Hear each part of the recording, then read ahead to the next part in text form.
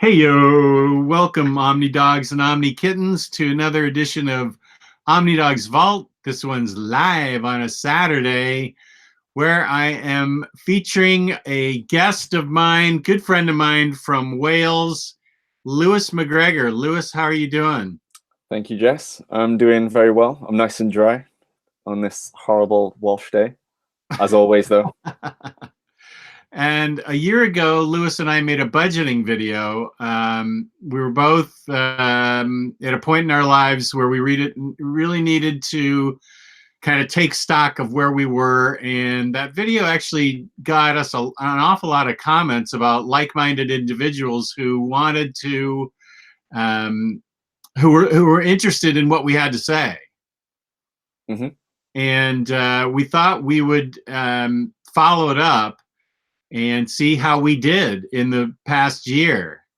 I didn't do as well as you did. You did really well because you kept me posted on the stuff you were selling. And why don't you tell us about, as a matter of fact, you left the Omnibus Face group where we first met, where everybody has their collected editions and that we talk about. You left that for a year, and tell us what you did.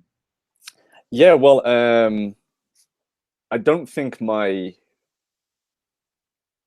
mega purge where I started telling you, I've decreased from this many omnibuses to this amount happened until in the summer months. So I was getting rid of a few things here and there throughout January up until April. And then I decided to install the Library app. And for those who are unfamiliar with the Library app, it's a website slash smartphone app where you can organize and categorize all the books you own and you can create your own collections, and it works in with the metadata. So you can store all of your DC books in one section and all of your unread books in other sections. And it was around about by May, I decided on a rainy day, I'm going to categorize every single book I have. And I thought I'd been making good progress with selling some of the unread stuff and stuff I didn't want. And it turned out I had about something like 410 trades, and like 30 of them were read.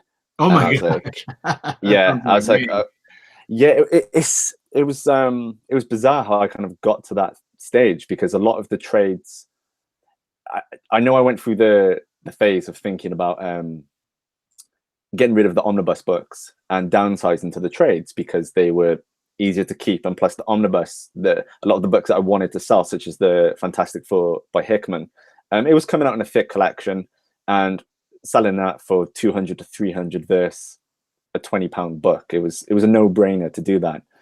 But then all of a sudden I started to have, instead of a load of unread omnibuses, a load of unread trades. And so yeah, it got to May and I was like, everything has to go. And what I decided to do was quite essentially purge the entire collection to start again, which might sound crazy to a lot of people, but I do have a rational reason for doing so. And what is that rational reason? So a good number of years ago, back in 2010 and 2011, I can't even remember if we spoke about this previously, but I was like piss poor broke. And one of my favorite elements of comic reading was that I could only afford one book a month, which was either a Daredevil book or The Walking Dead. So one trade, I should say, a month. And when that trade would drop through the letterbox, or when I would pick it up from the bookstore, I would read it within the hour of me having it. And there was a little bit of excitement to receiving the book and reading it and digesting it straight away. And I think then that got lost with the element of ordering 30 books in one hit and then not even reading any of them for years at a time. So I wanted to get back to that element where I'm ordering books, and as soon as they drop through the letterbox, they're being read. And as I've been discussing with you in Facebook chat, I'm currently doing that with Superman. Pretty much every book that's being dropped through the letterbox gets read within the day. And it's a lot more rewarding, I find, as a comic reader. It's like Christmas. Yeah. So you, I mean, you did a really big purge where you got rid of lots of stuff, and it helped you settle some of your finances too, right? Yeah. Yeah. So a lot of if I was in the red with, I mean, I'm still in the red now, but that's primarily from my camera purchases and stuff to do with my job. Like the other day, I had to buy a camera bag, and the camera itself is quite expensive, and the bag was nearly £250. So that sort of stuff still gets put onto the credit card. But it was just silly for me to be buying books and using credit. So yeah, a lot of it was paid off. Was settled a loan recently by selling a few statues. So it's been nice to and again, I think there's also a difference with purchasing a book with your hard-earned cash that you know is sitting in the bank versus purchasing something where you then have to pay it off in 6 months at a slightly higher amount. It kind of becomes like an obscure way to even sit in this hobby. Right. I remember one of the takeaways I got from our talk a year ago was I immediately canceled my sideshow statues of Spider-Gwen and Spider-Gwen and Silk. Silk, yeah. And I really wanted those. And I took a hard look at how much they were and the space I had left. And I said, I really can't afford these statues, nor do I have any place for them. So that was the one takeaway I got, was that I cannot afford to be buying statues. I just have limited space, limited budget, and that was the first thing that went after we had our budget talk, was that I canceled a bunch of statues. And that was, you give up your $50 deposit, but I thought, well, that's $50 better than spending $500 and being really sorry that I actually got this thing. Yeah. Now my books, I modified my book orders to a certain extent last year. I'm off to a much better start this year. This year, I have barely bought anything, and I've really taken a hard look at how many books I have, how many years I have left on the planet, whether or not I can get them all read in that time. And so I've really ratcheted down my books buying, and I've definitely stopped buying all action figures and pops. So those things, I took that to heart from the budget talk, and I just stopped buying those things completely. And I didn't want to use that money that I freed up from pops and action figures to spend them on books. I wanted to find a way to cut back on books too. And I've started to go through the books that I own, and I've been putting some on eBay, no whales or anything, but I've been putting stuff on eBay, and it's the rereadability factor. Am I going to reread this book? If not, why am I keeping it? So there's quite a few books that I have that are neat books, but am I really going to read them again? So I mean, I put them up for sale in the group. I put them up for sale on eBay, and I really have been going through my books with a pretty sharp eye, wanting to sell. And the other thing that I'm saving money on is not upgrading as frequently as I did. I did upgrade Black Hammer from the small paperback to the giant library edition. But as far as oversized hardcovers that are becoming an omnibus, I don't upgrade to those. That's not money I need to spend. If it's a trade paperback and it's getting an oversized hardcover, I don't know that I need that either.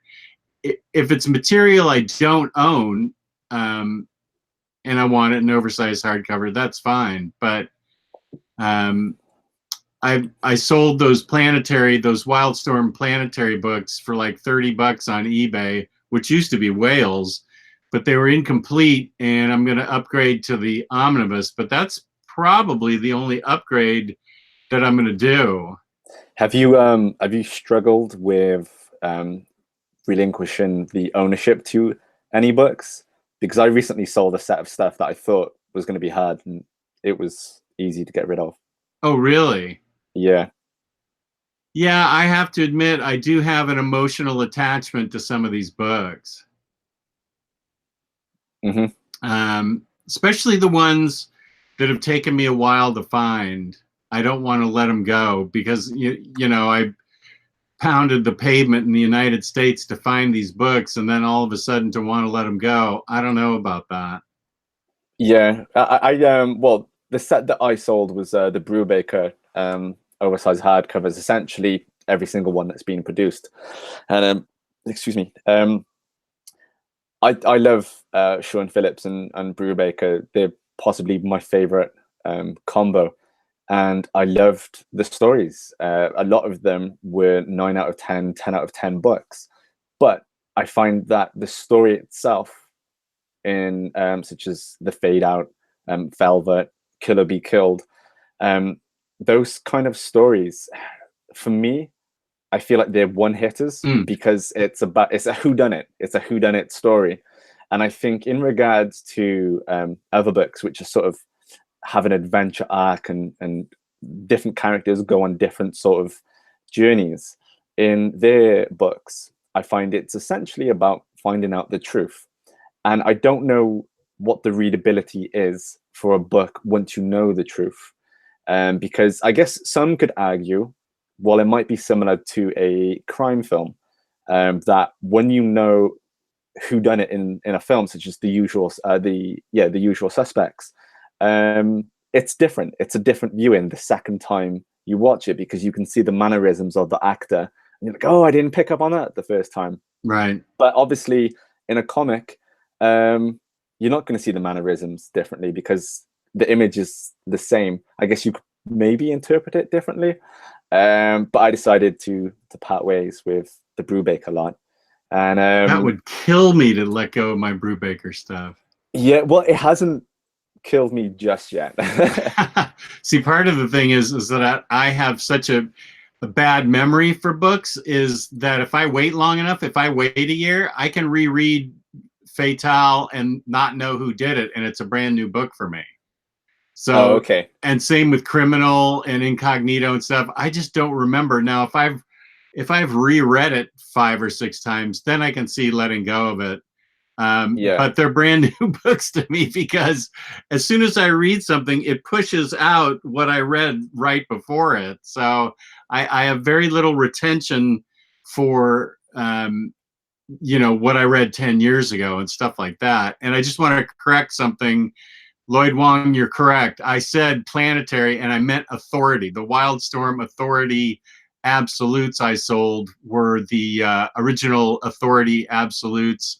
I sold those on eBay, and I'm going to put the money towards an Authority omnibus. And the new Authority omnibus and absolutes are complete, whereas the old Wildstorm ones were not complete. So that was not hard for me to let those go. Thank you, Lloyd, for correcting me. I appreciate it. So yeah, with Brubaker, I don't know. I've got a bit of an emotional attachment to his stuff. It means so much to me, and I forget it. And I can. That's something like my all-time favorite book is Justice, with art by Alex Ross. I've got Absolute Justice. I read it once a year, and every year it's always a surprise to me, because I go, oh yeah, that's right, this happens. I just read so much that's why I have to do my reviews like right away. If I finish a book, I got to get on YouTube and do my review right away, because if I wait 5 days, I'm dead. I'm going to be going like, this guy is a superhero and he fought in this battle. So yeah. Well, Um, it's interesting that you say that because for for me now, I think this year I've had my purge, and I'm recollecting some books that not that I shouldn't have got rid of, because at the time I felt like it was a necessity to do so, financially, and for the fact that I had a gazillion unread books. But I saw this thing recently. Do you have Twitter, Jess? I do, but I'm not real active on it. Okay, well, it was talking about essentially that, for people who follow hundreds, maybe thousands of people, and like their timeline is just completely clustered, is to unfollow everyone. So you don't have a Twitter account that follows a single person. And then when you start to wonder about that person or about that entertainment outlet, then follow them back.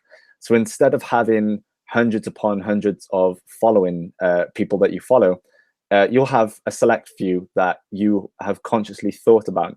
And that's what I kind of wanted to do Mm. with my books, is essentially sell more or less everything, and then reacquire the stuff that I have been thinking about. Thankfully, a lot of those books aren't whales, and they aren't hard to find books. But like say, I used to love reading Batman Noel every Christmas. And this year it came to Christmas. I was like, oh, I'm going to go read it. And I was like, oh crap, I've sold that book. So now this year I'll make sure that I reacquire it. But now what I've found with that is that my collection has grown into something that there are a series of books on my shelves that I know I consciously think about and really enjoy, rather than books being there for the sake of it to complete a set or to Right. fill a gap in the shelf because I want it because of that character. Yeah, the completionist mindset, it can be strong in this hobby. I don't necessarily have it. I don't have it. I'm not going to buy every single X book because it's X-Men, and I'm not going to buy every single Superman book because it's Superman. But I mean, it can't. The completionist mindset can really be a problem, I think, for some people if it um, overtakes their lives, so to speak, where they've just got to complete a run. I'm not that Yeah. way. Well, I hit that hard with Hulk, kind of like 2017 going into 2018. And that was ridiculous because I kind of converted into a semi-digital reader, and I had read about 30 issues of Hulk on Marvel Unlimited, starting with, oh God, it was I think it was Burns' run with, no, it wasn't. It wasn't. It was Dogs of War. Do you remember that arc? Have you read that? I'm not real familiar with a lot of Hulk stuff. Well, it was like a new start. I can't really remember the specifics, but I'd read about 30 issues into it, and I thought, do you know what? I really dig this character. So then I bought all of the available paperbacks. Then the audacious and not audacious, sorry, the tedious process and expensive process of all the Marvel Masterworks. Bought the Sideshow statue, the omnibuses when they were released. But after reading those 30 digital issues, I actually didn't touch a single book that I had purchased. It's just, I had it in my head that I really want everything because I thought that I liked him. Mm. When in reality, I'd only read about 30 issues. So again, that's that collector mentality, which I think with our hobby can really overtake our lives more so than most other hobbies. And I've really been controlling it with Superman, in making sure now through this read through, I was selling to Tom Ellsby from the group my Spider-Gwen single issues, and he asked if I wanted to part exchange them for John Byrne's Superman trade collection with like a few trades missing. And I nearly snapped on it because I'd been reading them digitally. I was like, no, I'm not going to do it. Let's just sell the Gwen stuff and you can continue reading digitally, and hopefully one day they'll make an omnibus. But yes, I find if you can sleep on something for 24 hours, usually that will stop that impulsiveness of thinking, right, I can see that omnibus or that book, I'm going to buy it to add to the Hulk shelf or the Superman shelf. Mm-hmm. And then 24 hours later, you're like, oh, do you know what? I don't need it. It's okay. It's gone. Yeah, there's a lot of impulse control issues in this hobby. And starting with me, I'm not pointing the finger at anybody. I'm as impulsive as anybody, saying, ooh, I want that. That statue is gorgeous, must have that statue, or I need that book, and things like that. It can be hard. That's a good idea to sleep on something, to give yourself time to really think through it. There's a statue that's going to come out. It's available for pre-order, and it is right up my alley. It's a bombshell that just came up for pre-order. A bombshell statue of Batgirl and Supergirl in a pose. It's a 2-figure statue, and it looked so cool. And I thought, I have to have it. I own lots of bombshells. I have to have that. It looks cool. And I did sleep on it, and I thought about it. And the first thing that came to mind was, where the hell am I going to put it? I literally am absolutely maxed out for space. Where am I going to put it? Do I really want to spend $210, $240, whatever it was, for that statue? And I talked myself out of it, which is kind of painful, because it was really cool looking. But I have to learn to be happy with what I got. I got a really cool bombshell collection. I've got really nice sideshow stuff of all characters I really like, and I am just happy with these guys that I've got. Yeah. I find with the statues, I don't want to say I struggle with that aspect still at the moment, but there is that element, because a statue is limited, way more limited than a book. That impulsiveness can take over so much quicker than a book, because, well, if there's 100 made versus like a print run of like 10,000 books, you kind of have to make that decision there and then. And often, like you said, when you sleep on something, if it is gone the next day, then it's gone. And I think that might have been a sign that you didn't necessarily need it. Yeah. Now, there's a question in the chat from Cycle Cleveland. How do these statues do in the secondary market? Cool House Collectibles says depends what company.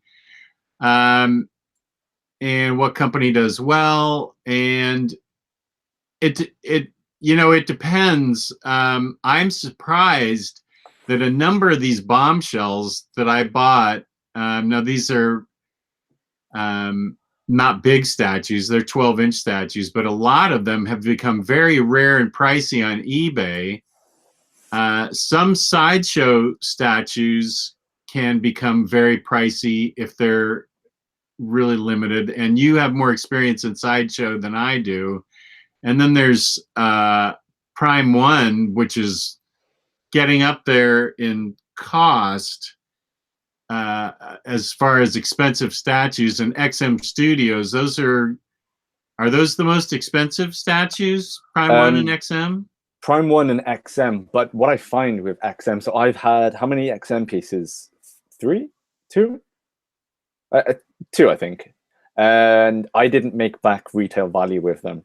The only XM statues that I know kind of bring in the big bucks, Venom and Ghost Rider. And I think it's primarily because they sold out really quickly.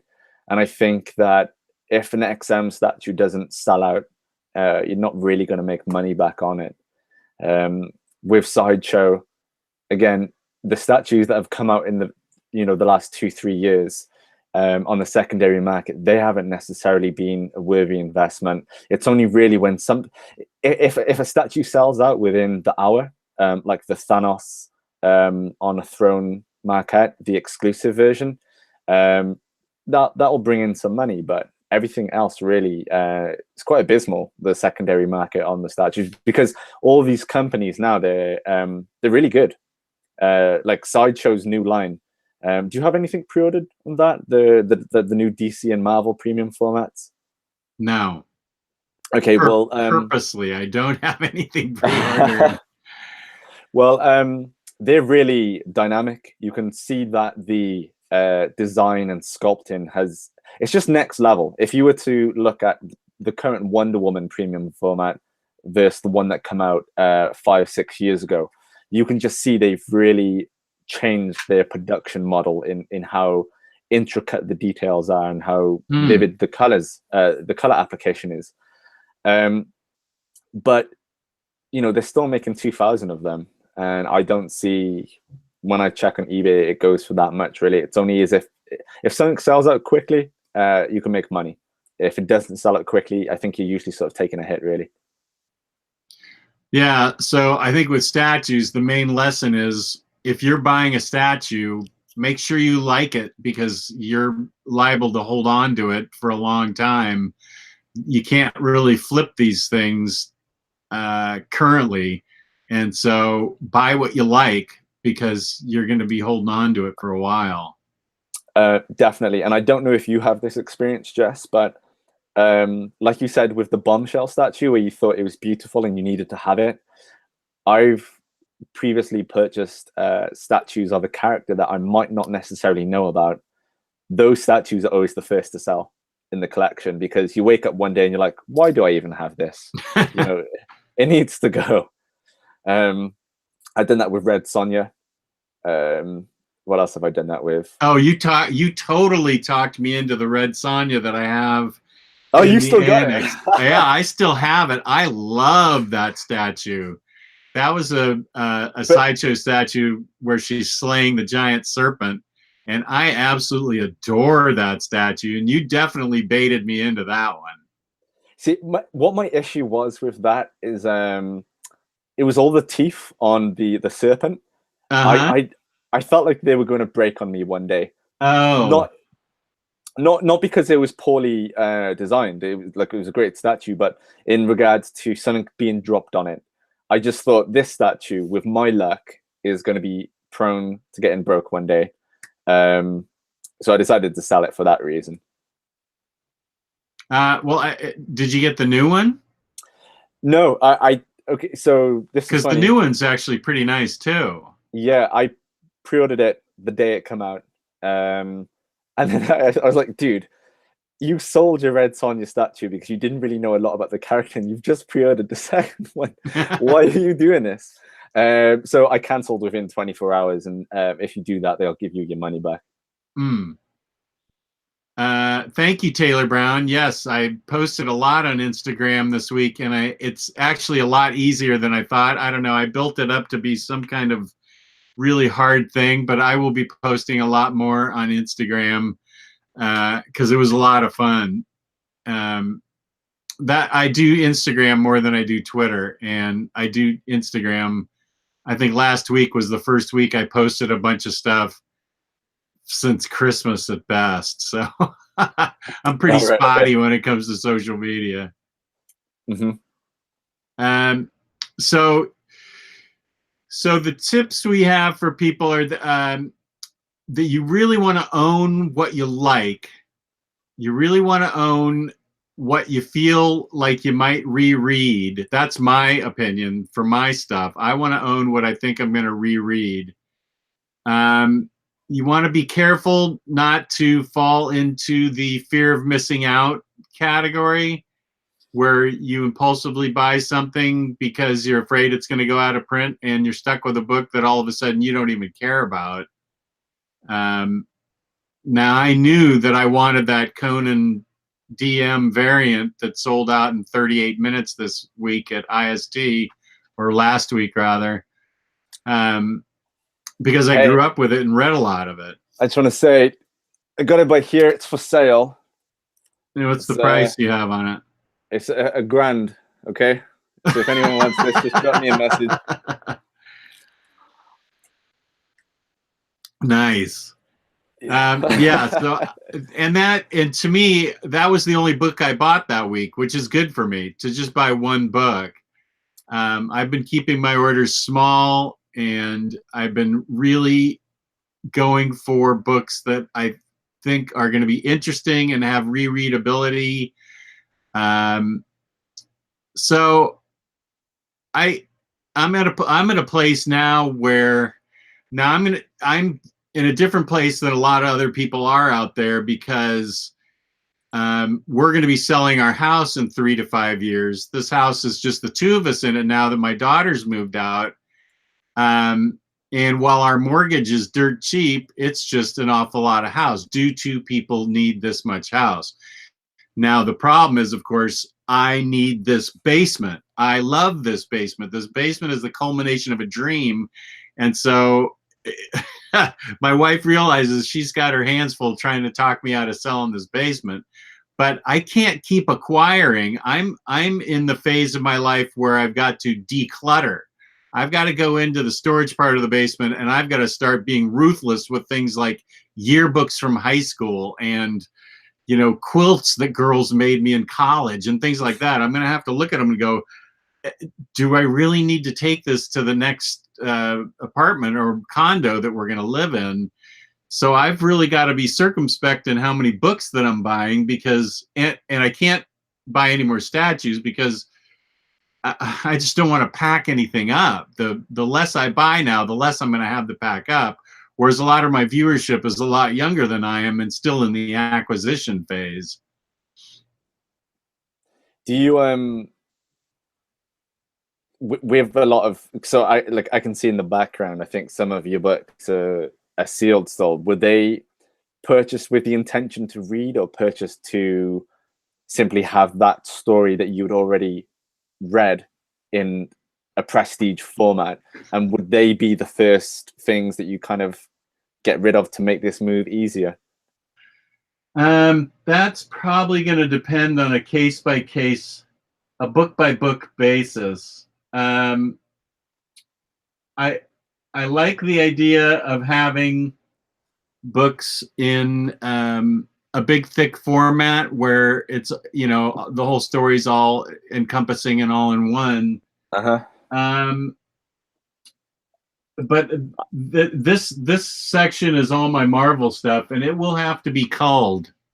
I will have to be making some hard choices on this, because my wife has informed me that in our next condo, I will get a room. Now, most people would be happy with a room, but I have a whole basement, and that means that I'm going to have to, you know, I'm going to really have to make some hard choices here. Yeah. So are you a digital reader at all? Because for me, I don't know if you caught my post I posted on the group, but I decided to categorize all of my digital books as well as my physical books. Oh yeah, I saw that.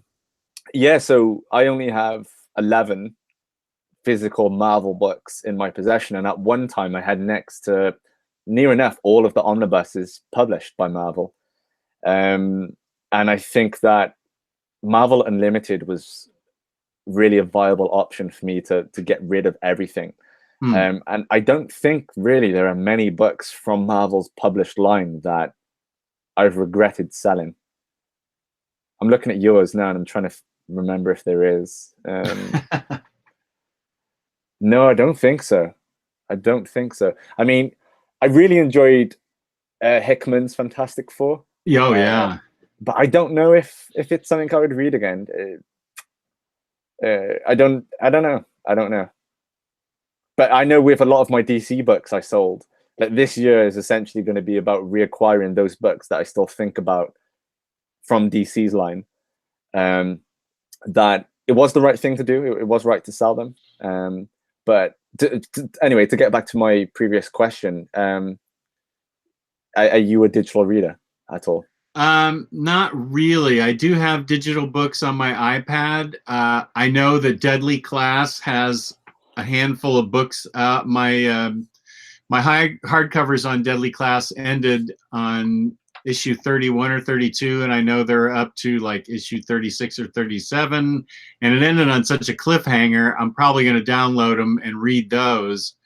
But as a rule, I can see the appeal of converting over to digital. but I really love the idea of a book in my hands. But I can totally see the appeal of having an iPad full of an entire library. Yeah. Yeah, no, there is like at one point I was one of those people like really kind of against digital for some reason. Like I was kind of like a book purist. Then I bought an iPad and I realized how handy it is. Hmm. And it's so what I do. Oh crap, I don't have one now because I broke it in December. But you know, I don't know what they're called in the US, but in the UK you can get these things called a pot of dreams, I think it is, and it's essentially a ceramic money pot that you have to break to get your cash out. And what I'll do is with £2 coins, if I ever get a £2 coin, I'll stick it in this pot. Then every Christmas, and I've done this now since 2017, I'll break it open and then purchase a massive digital set from Comixology, because round about Christmas time they have all the Christmas sales, and you can pick up you know, like a DC deluxe edition for $2.99. Obviously it's digital and you're not going to have the resale availability of that book, but I love to do that now more so than, you know, just purchase a random book physically and not necessarily know if I'm going to enjoy it or not. Lloyd Wong brings up a good point. Remember, if you move into a new place, the room you may get could involve lugging many Omnis upstairs many times. This is my argument for not moving. Just stay here.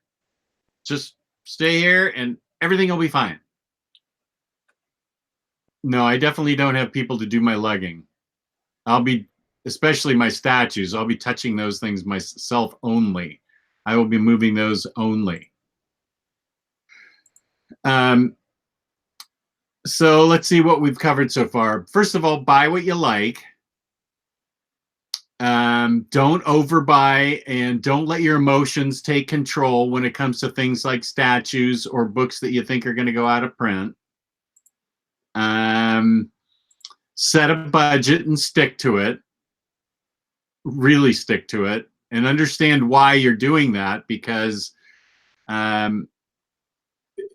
there's budget creep. You know, if you allow your budget to creep, it's going to take away from other stuff. So what else have we talked about? I think we should probably cover as well, because it's, you know, kind of a viral sensation at the moment. But you know, the Marie Kondo. Have you seen that Netflix series? I'm not allowing my wife to see it, but I know about it. But yeah, no. What she talks about, where if the item doesn't give you joy, to get rid of it. I think if I had done this previous to seeing this Netflix series, but I know if I'd sort of purchased a whale for well over cover price, and when it arrived, I think I'd done this with the Starman Omnibus set, and it arrived. I think I spent like £250 on the set and the trade paperback, the Shade, I think, because it's a continuation. I think I might be wrong. And I looked at it and I was like, I can't believe I've just spent so much money on a set of books that I might not read for 2 years. So it essentially arrived in the morning, and by the afternoon I was listing it to, and I made the money back straight away. But I really think the element of, if you've had to buy something on finance, or you've bought something knowing that you don't necessarily have the budget available, you know, there might be negative connotations to always owning that book. So to kind of get all spiritualist with the Marie Kondo stuff here, is that I do really want to keep everything that I have in my collection. That does spark joy. Like I read Superman Secret Identity recently, and that deluxe is always staying. And if you ever see me sell, you know it's because something really bad has happened. That's a great rereadable book. I love that book. It was so good to be. Hey, and like this has kind of been quite fortunate. But getting into the whole Superman stuff at the moment, there's not a lot of deluxe editions out. So if there's one character who you want to kind of get into, but you don't want to fall down a steep rabbit hole of buying all the deluxe editions, he's a good one. There's only a good couple out. Yeah, I don't know the reason why. I've really enjoyed your texts where we talk about Superman, because that's the Superman and Batman are the stuff that I grew up with and the stuff that I really know the most about. And so I really enjoy the fact that you're getting into it now. Oh, heavily. Like, well, you know, we discussed personally, like, the reason why I've gotten so connected to the character. Sure. But yeah, so I think I know Whatever Happened to the Man of Tomorrow is your favorite. Mm-hmm. And I think it didn't stick with me that well. I think particularly because I think it's a book for someone who has a deep knowledge of the lore of Superman to be fully, to fully enjoy the storyline. So what I'm hoping to do is essentially, perhaps at Christmas time, after I've had this tremendous Superman readathon, to go back through, and I imagine that 2-issue storyline might hit me a little bit more. If not, I'm coming to you for the refund. Well, the thing of it is that it's in that book, Whatever Happened to the Man of Tomorrow, is Alan Moore was hired to wipe the slate clean of the previous Superman and set the stage in the mid '80s for a new Superman arc. And so he essentially got rid of all the Silver Age characters that were involved with Superman. And it was really, you may think this is overly dramatic, but it was the death of my childhood.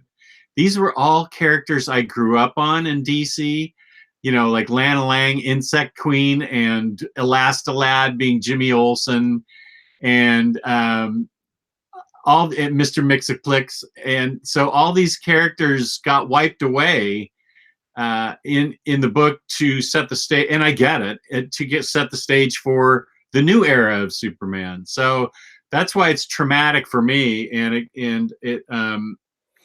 I actually have a video coming out on emotional books, and that's one of them, because it did affect me personally, because that's what I grew up on. So I mean, I'll try and explain it to you, who all these characters, I mean, I'll look through it and try and explain all these characters are and what they mean and stuff, but it's really the Silver Age era of Superman that Alan Moore is wiping away and setting the stage for the new writers to write their own Superman. Okay, yeah, okay. So that aligns with my theory of that, because I don't know the Silver Age stuff. It didn't connect with me as much as it did with you. Yeah, that's why it's my favorite book. Not only because it was so well written, but because it's got such an emotional impact on me. So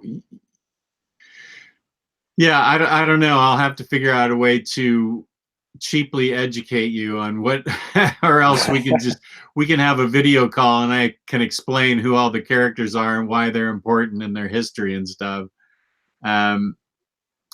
But yeah, that's a book that's close to my heart.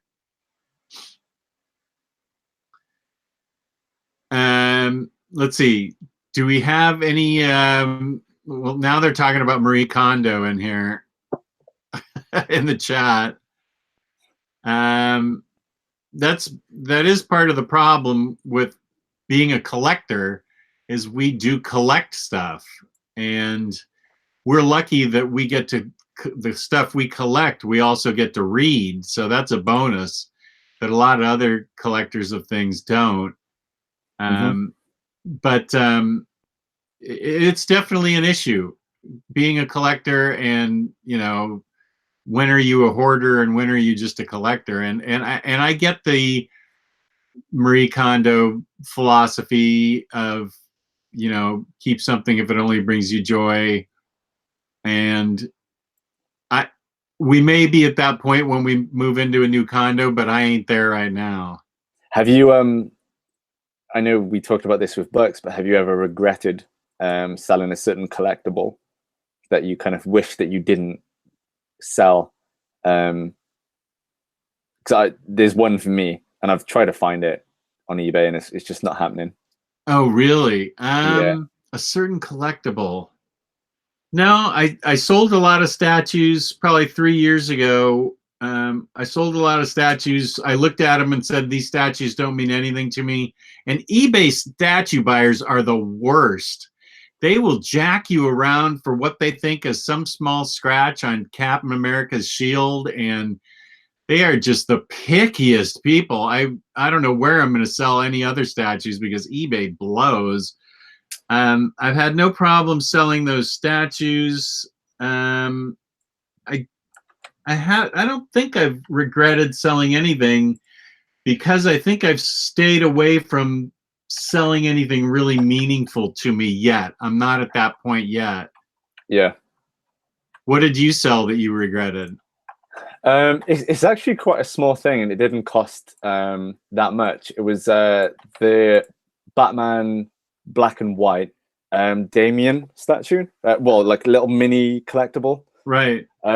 Damien's one of my favorite characters, and yeah, it really blows that I sold that because because it was inexpensive and because it was a mass-produced item. I thought it'd be really easy to pick back up again when I was in a better place, and I feel like I'm in a better place right now.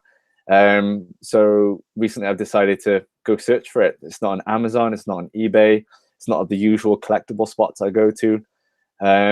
It's in fact, if I click sold to show the sold listings on eBay, it doesn't even show up.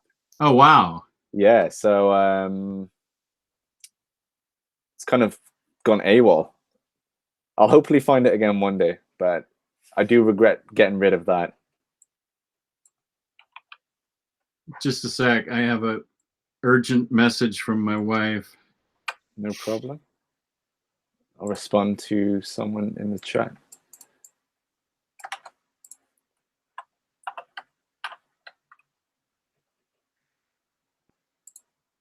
Okay. Oh yeah, I was just about to ask you that question. There you go.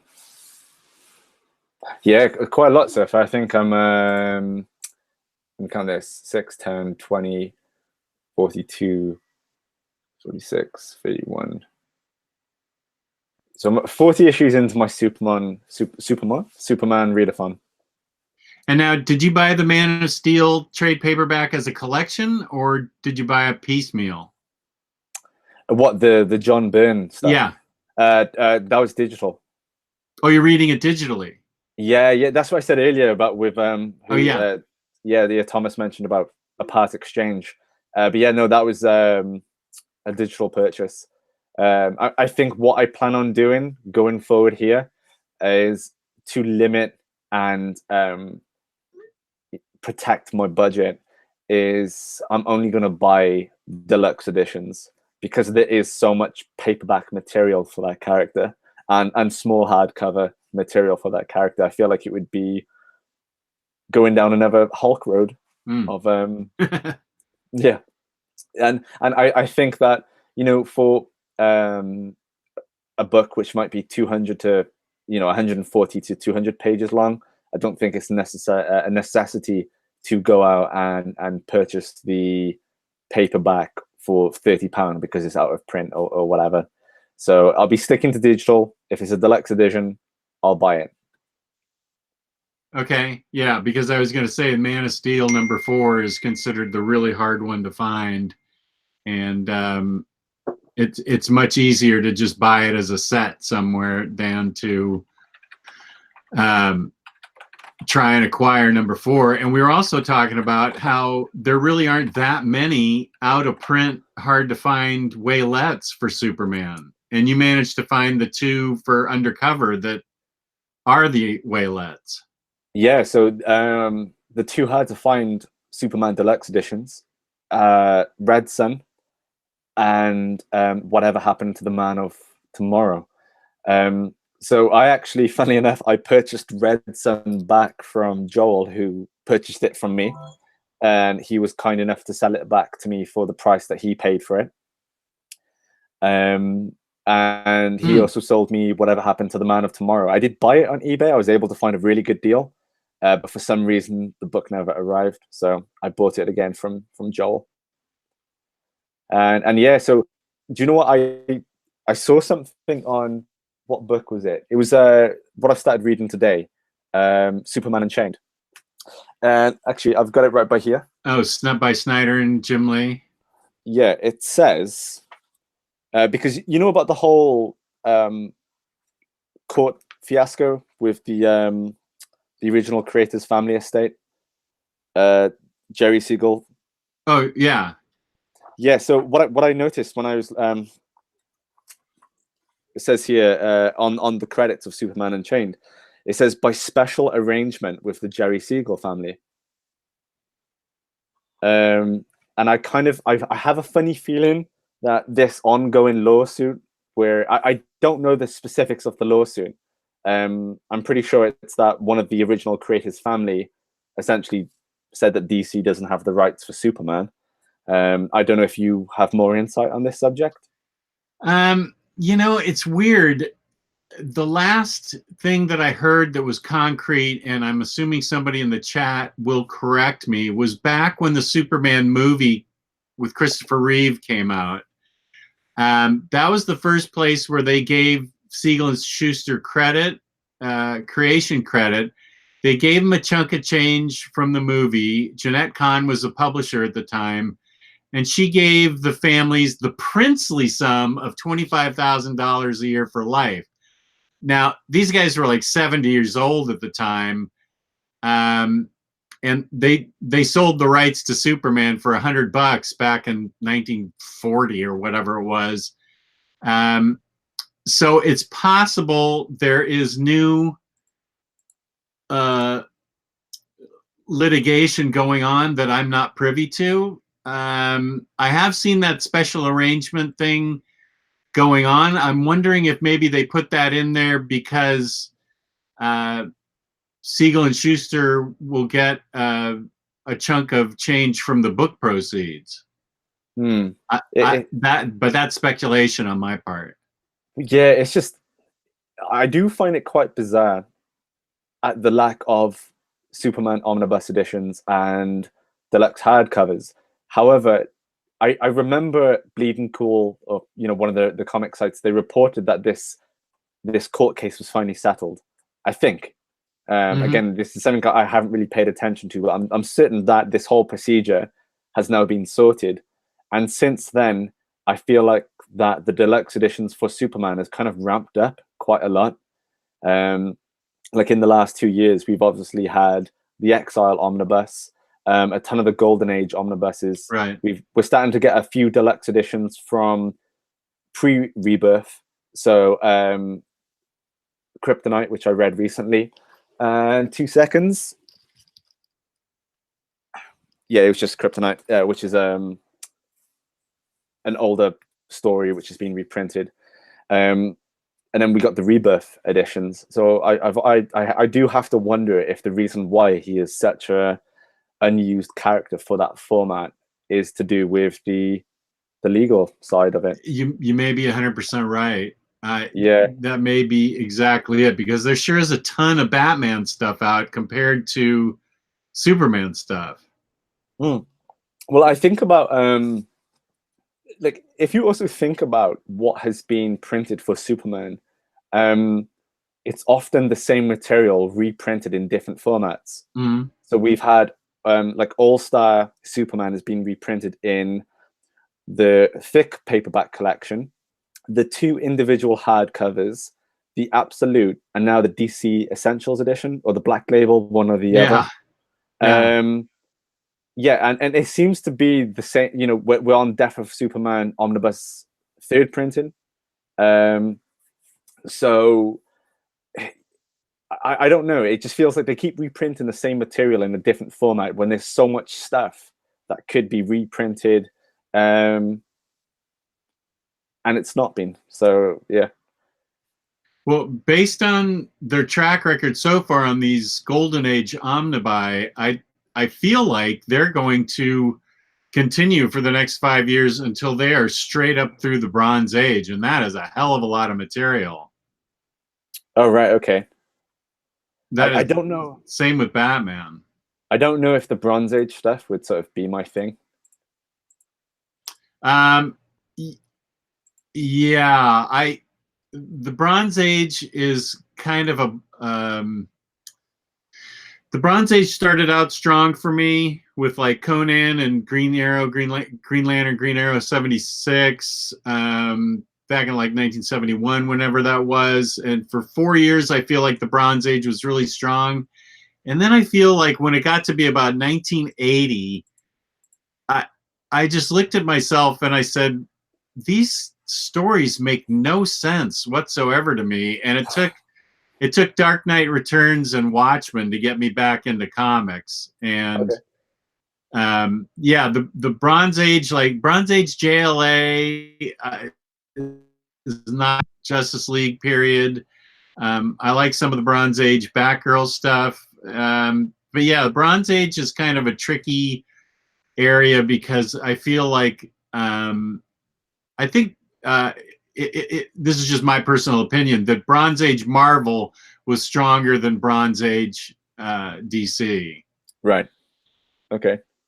That's just my opinion from what I remember reading back then.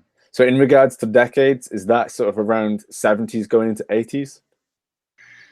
Yeah, this is my opinion because the Bronze Age, when ages start, silver, gold, bronze, there's no set. There doesn't seem to be a set time period. But in my opinion, the Bronze Age started with Green Lantern, Green Arrow 76, and Conan #1, and it ended with Watchmen and Dark Knight Returns. Okay. To me, that's the Bronze Age. Now you could go on Wikipedia and find something completely different. Yeah. But to me, that's the Bronze Age. Well, hey, you lived for it, so. I've lived through a lot of comic book history. That's true. Oh, what has the chat said? Someone wants the video to be heavier on the financial tips portion. Oh, that's Cycle Cleveland. What financial tips do you want, Cycle Cleveland? I'm not going to tell you. I'm not going to tell you how to invest your money, if that's what you're asking. Cycle Cleveland's always asking me about stock market advice, and I'm never going to give it. I'd get sued. Tell me how to make buttloads of cash. Well, I'm sorry. That's not the financial tip I have for you, big guy. Hey, talking of returns, I recently sold Edge of Spider-Verse 2 on eBay. Oh, you did? Graded or not graded? No, not graded. But yeah, so I bought that when it first came out in 2014, I think. Right. And it was a £2.40 comic. And I had, I can't remember the exact figure, but it was something like a 3,890% increase. Nice. Yeah, it was pretty crazy. So I am wondering with the Naomi, I talked about that in the group the other day from Bendis's imprint for DC Comics. Oh yeah, I remember you brought that up. Yeah, so I do find those first appearance books, if there's any financial tips, is just pick up the first appearance of a new character. You may get a return in a few years' time. Okay, and that is from Lewis. Lewis's financial tips.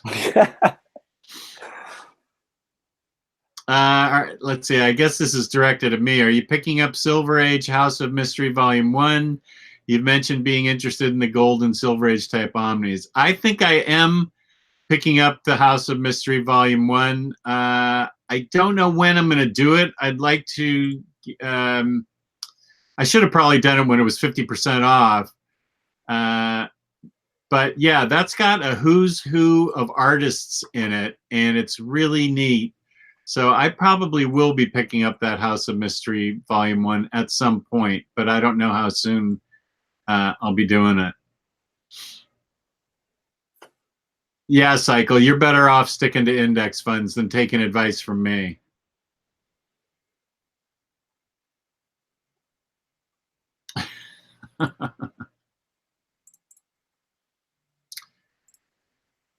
Anything in closing there, Lewis? I feel like we've covered just about everything. Yeah, you know what? Just people don't need every book. That's my advice. I think that for myself, coming from the position of getting myself into trouble from thinking that I needed everything of a certain character or of a certain line, of a certain format, and coming from someone who has sold those books to put myself in a better position because it was the wrong thing to do. You don't need every book. Right. It's not a necessity. And to quote Kondo, and I know she sparked a little bit of controversy in the chat, I would really only sort of collect the stuff that is going to make you happy. Yeah, collect anything based on the prestige of it, something that you're really going to read. Mm-hmm. I would think. Yeah, I mean, I know it could, like, I think there is a hypocritical, or perhaps a bit of a contradiction with that, in the sense of that I always advocate not for people to blind buy a 60 to 80 pound book.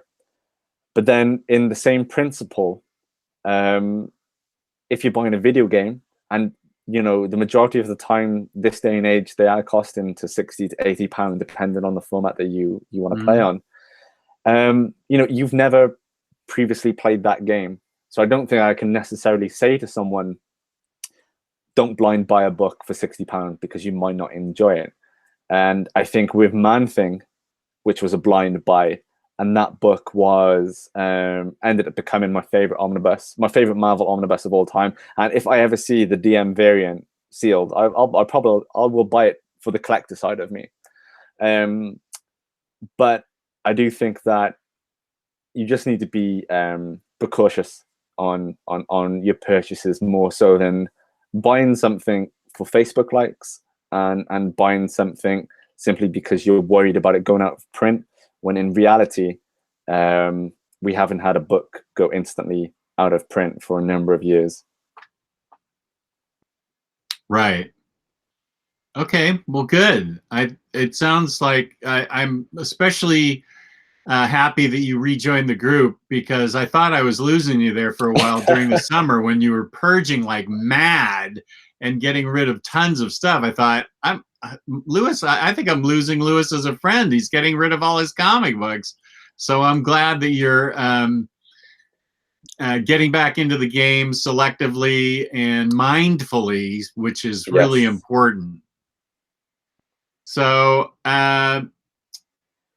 do you have anything that you'd like to plug on about you and YouTube? Well, people can go subscribe to my channel if they want to. I'm close to 100,000 subscribers, guys. Like, woo! You can make this happen.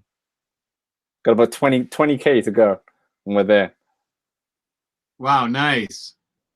And of course, you're here on OmniDog's Vault. You already know that. And Instagram for me is OmniDogs_Vault. And thank you to the chat today for tuning in. I appreciate you watching in the middle of a Saturday afternoon here in the States. ETL said, Lewis will never quit you, Jess. Thank you, ETL.